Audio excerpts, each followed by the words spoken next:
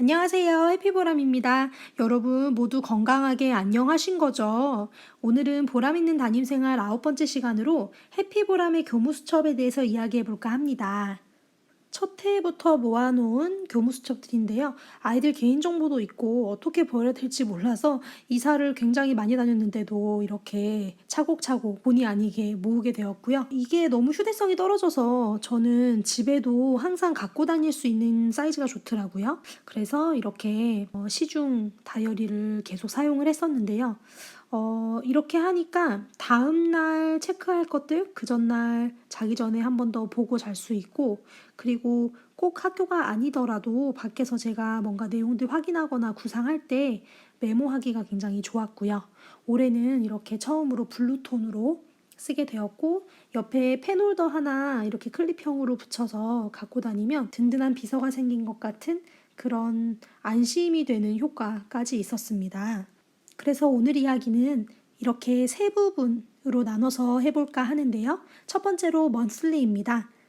월별 달력은 무엇보다도 다양한 일들을 또 한 달 안에 있는 중요한 것들을 빠뜨리지 않으면서 큰 그림으로 바라볼 수 있게 해줘요. 그래서 이렇게 방과후 학교처럼 여러 주차에 걸쳐서 일어나는 일이거나 아니면 중간에 겹쳐서 다양한 연수가 있을 때 그런 것들을 하나하나 빠뜨리지 않게 체크할 수가 있습니다. 저는 수업도 월별 수업 계획을 미리 짜서 학생들에게 보여주는 편인데요. 그러려면 이렇게 제가 먼저 그달의 중요한 행사나 일정들을 체크를 해야 하고요.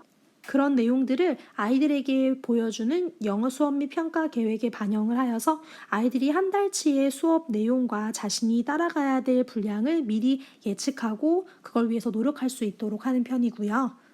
상담 신청을 받을 때에도 이렇게 월별 달력을 활용하면 아이들과 제가 모두 놓치지 않고 서로 필요한 것을 잘 채울 수 있다라고 생각하게 되었습니다. 그리고 이렇게 자기소개서 첨삭을 진행할 때도요, 월별 달력에다가 그 흐름을 보여주면 아이들이 조금 더 쉽게 잘 따라오는 것 같아요. 두 번째로 위클리에 대해서 이야기해 볼까요? 위클리는 이런 식으로 제가 미리 잊지 말아야 할 것들을 체크하는 그런 용도로 한 주차씩 쓰고 있고요. 그리고 제가 아이들에게 조회 시간에 가끔 노래를 불러주는데 지난번에 불렀던 노래 또 불러주면 안 되잖아요. 그래서 미리 이렇게 노래를 적어두고 준비를 하고 체크할 수도 있고요. 또 장학금에 선정된 친구 같은 경우는 어떤 장학금에 누가 선정이 되었고 그것을 어떻게 우리가 같이 활용하기로 협의했는지 그 내용도 적어두는 편이고요. 이렇게 내가 할 일을 해준 고마운 사람을 기억하기 위한 기록으로 쓰기도 하고, 또 초과근무 올리기 같은 거는 평소에는 잘 하는데 학기 초에 너무 바쁠 때는 까먹을 수 있는, 잊으면 아쉬운, 별거는 아닌데 그런 것들도 미리 이렇게 체크를 해 두고요. 그리고 3월 달에는 아무래도 삼성 꿈장학이 가장 중요한 장학금 중에 하나잖아요. 그래서 장학금 신청을 누구에게 안내를 할지 그것에 해당되는 친구를 먼저 생각하고 이렇게 적어두면 잊지 않고 알려줄 수 있을 것 같고, 올해의 삼성 장학금은요, 개학 연기되는 일정에 맞춰서 추후에 다시 공지한다고 하니까 지금부터 참고하셔도 괜찮을 것 같아요. 제가 과목 내에서 시행하는 수행평가도 미리 적어두면 원안지 같은 거 만들어둘 때 까먹지 않을 수 있고요. 시간표 같은 것도 이렇게 적어두면 아이들에게 조회 시간에 알려줄 수 있습니다. 모의고사 성적표는 시험 보고 한 3주 정도 지나고 나서야 출력이 가능하잖아요. 그래서 공문으로 언제부터 출력 가능하다라고 오면 그거 이렇게 다이어리에다 적어두면 그날 바로 출력해서 궁금해하는 아이들 빨리빨리 줄 수 있고요. 학부모 총회 같은 것들은 이제 오신 분들 안 오신 분들 보통 이렇게 나눠서 상담을 진행하게 되는데, 안 오신 분들 이렇게 적어두면 나중에라도 상담할 때 그때 그 얘기 못 들으셨구나 하면서 얘기하기 좋아서 이렇게 남겨두는 편입니다. 그리고 1번부터 끝번까지 똑같이 공평하게 상담을 쭉 돌릴 때에는요, 일일이 쓰지 않고 이렇게 번호로 3분 상담 몇 번부터 몇 번까지 했다라고 남겨두면 그 다음번에 그 뒤에 번호부터 상담을 진행할 수가 있어요. 아까 말씀드렸던 삼성 꼼장학 같은 건 추천서도 중요하지만 학생의 자기소개서가 진짜 중요하거든요. 그래서 그런 것들 안내해 줄 때 디데이도 같이 체크해 두고요. 보통은 아이가 싫지만 않다고 하면 그 디데이보다 며칠 말미를 두고 미리 제가 자기소개서를 한번 봐줘서 아이들이 이런 것을 놓치지 않을 수 있도록 도와주는 용도로 체크하고 있습니다. 모의고사 본 날은 자습이 없는 날입니다. 그런데 그런 날에도 남아서 진짜로 자기주도 학습하는 아이들이 있어요. 그러면 남아있는 한 명한테 누구누구 남았니? 체크해서 그 아이들 카카오톡 작은 것이지만 아이스크림 쿠폰 보내주고 또 그 내용을 제가 기억하기 위해서 이렇게 다이어리에다 적어두는데요. 이런 보상을 저는 너무 많이 하는 것도 좋지 않다고 생각하지만 가끔 정말 예상치 못했을 때 선생님이 나에 대해서 모르겠지 싶을 때 제가 보고 있고 응원하고 있다라는 거 알려주면 아이들이 참 좋아하더라고요. 물론 일주일에 한 번씩 있는 교직원 회의 시간에 해주시는 중요한 내용들을 아이들에게 안내하는 그런 용도로도 다이어리를 잘 쓰고 있고요. 이렇게 듣기 평가 시간에 갑자기 종이 울려서 아이들이 문항을 다 듣지 못했을 그런 경우, 이런 돌발 상황에 어떻게 처리했는지 그런 내용들을 기록을 해뒀다가 이후에라도 혹시 비슷한 상황이 발생했을 때 어떻게 했었는지 확인할 수 있는 용도로도 사용합니다.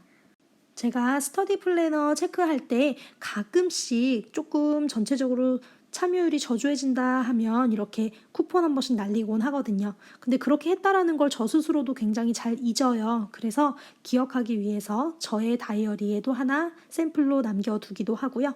매월 말 아이들에게 월말 피드백을 받는데요. 그것을 매 월말에 받기 힘든 경우들이 있습니다. 이렇게 서술형 평가나 다른 수행 평가랑 너무 겹치면 아이들이 마음의 여유가 없어서 돌아볼 시간이 안 되거든요.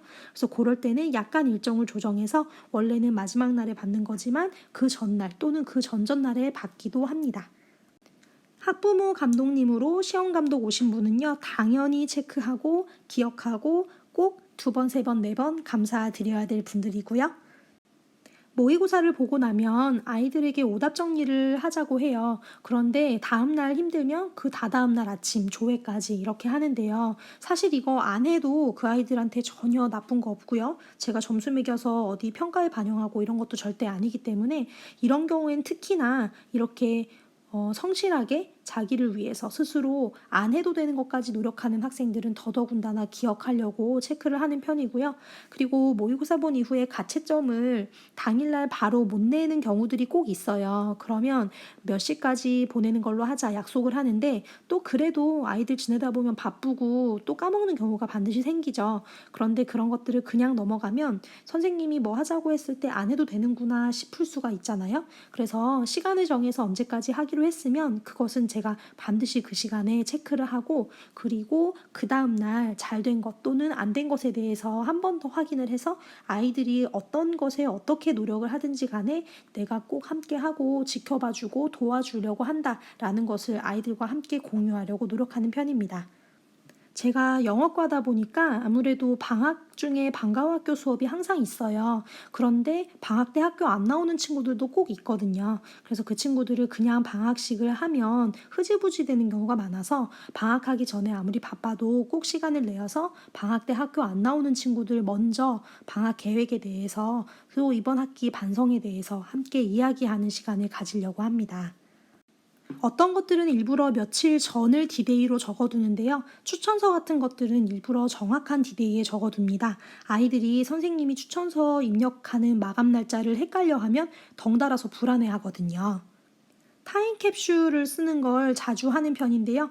이렇게 개봉일을 미리 안 적어두면 까먹거든요. 사실은 미리 적어두어도 타임캡슐 그 통을 가지고 가는 걸 까먹어서 개봉을 못하는 경우도 있기 때문에 꼭 이렇게 언제 개봉하자라고 했으면 그걸 몇 달 전이라도 미리 적어둬야 되고요. 이렇게 학교를 아프거나 또 사정이 있어서 왔다 갔다 하는 친구들이 반드시 있죠. 그런 경우에는 물론 나이스에 출결 처리를 매일매일 하지만 다이어리에도 제가 한 번 더 체크를 해서 더블 체크할 수 있게 하고 그리고 나서 학교 출석부는 월말에 모든 자료들이 정리가 됐을 때 안 틀릴 수 있을 때 그때 이렇게 정리를 하는 편이고요. 수시 원서 접수한 다음에 면접 일정이 나오면 면접 일정대로 아이들 지원한 대학에 따라서 이렇게 정리를 해두면 주말에라도 또 이 다이어리만 제가 들고 있으면 오늘 누구가 어디에 갔겠구나, 누구가 지금쯤이면 끝났겠구나, 이런 것들을 생각할 수가 있는 것 같아요. 그전에는 우리가 무단결석이라고 했던 것이 이제 용어가 바뀌어서 미인정결석이 됐잖아요.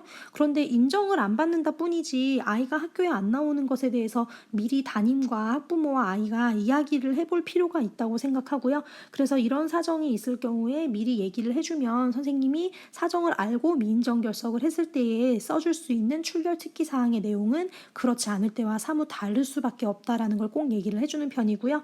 원격연수가 사이트에 수강 신청을 하고 바로 들을 수 있는 것도 있는데 수강 신청한 다음에 좀 말미가 지나야지만 할 수 있는 것들도 있잖아요. 그럴 땐 이렇게 메모를 해두고 당연히 저 같은 경우에는 어느 사이트에서 신청했는지도 같이 남겨두어야지만 그 다음번에 안 까먹고 잘 찾아갈 수가 있더라고요. 원격 연수는 사실 시작일보다 종료일이 더 중요하죠. 그래서 저는 종료일보다 한 3, 4일 그 정도 미리 디데이라고 다이어리에다 적어두고 그거에 맞춰가지고 연수를 완강을 하려고 노력을 하는 편인데요. 이 경우에도 당연히 어느 사이트인지 적어둬야지만 안 까먹고 잘 찾아갈 수가 있습니다.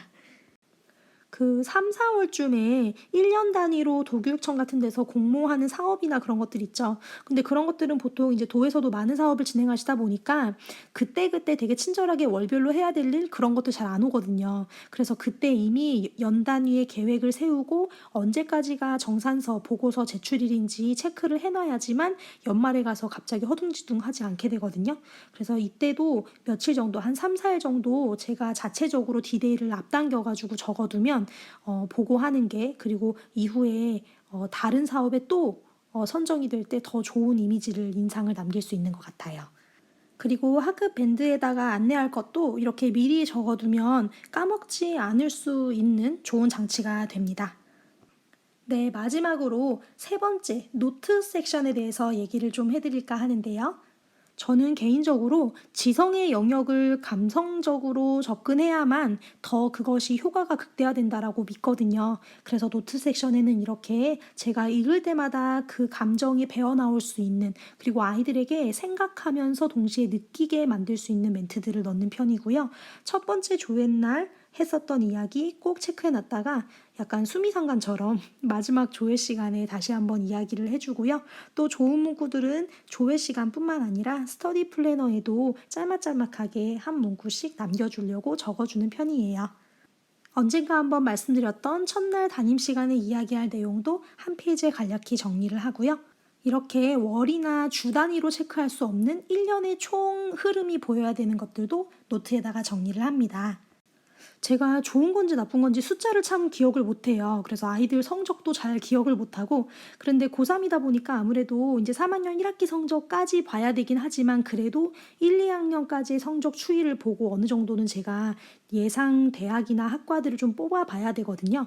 그래서 1, 2학년의 총 성적을 이렇게 적어두고 아이가 진로 희망하는 계열과 함께 매칭을 시켜서 어느 지역과 어느 정도 대학까지 현재 지원을 할 수 있는지 그것을 미리 한번 예측해 보기도 하고요.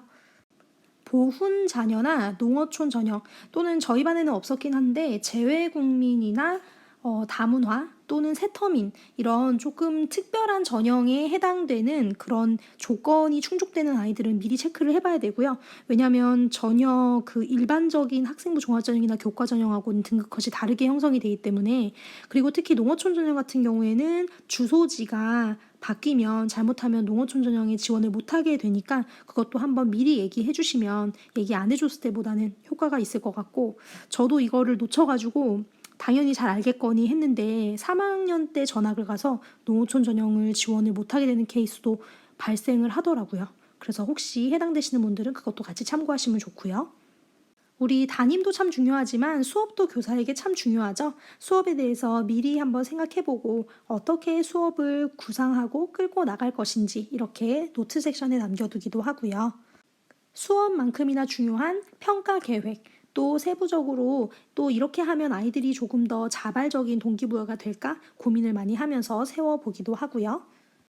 그리고 연초에 꼭꼭 계획을 세워야 하는 바로 교내 대회, 영어과 교내 대회 계획도 이렇게 세워서 너무 한 달에 또 한 시즌에 몰리지 않도록 그렇게 구상을 하는 편입니다. 그런데 이 다이어리가 단순히 저에게 딱딱한 업무의 연장이 되지 않는 것은요, 바로 이렇게 전혀 생각지도 못하게 저에게 용기와 희망을 주고 또 마음을 뭉클뭉클하게 감동을 마구마구 퍼부어주는 이런 쪽지들이 있기 때문일 거예요. 표지를 열면 옆자리 선생님이 저에게 선물해준 이런 짧은 식구가 보이기도 하고요. 아이들한테 타임캡슐 쓰자고 할 때 저도 같이 쓰거든요. 그래서 열어볼 때 저도 같이 제 거 꺼내서 열어보고요. 그것도 여기다 이렇게 넣어두고요. 마지막으로 다이어리 맨 뒤에 비밀 공간에는요. 저희 신랑이 저한테 결혼 1주년 때 써줬었던 편지를 넣어둬서요. 힘들 때, 약간 지칠 때, 그럴 때마다 열어서 보면 다시 한번 에너지가 샥 들어오는 그런 느낌이 있어요. 여기까지가 제가 준비한 내용입니다. 오늘도 저의 부족한 TMT 함께 해주셔서 정말 감사드리고요.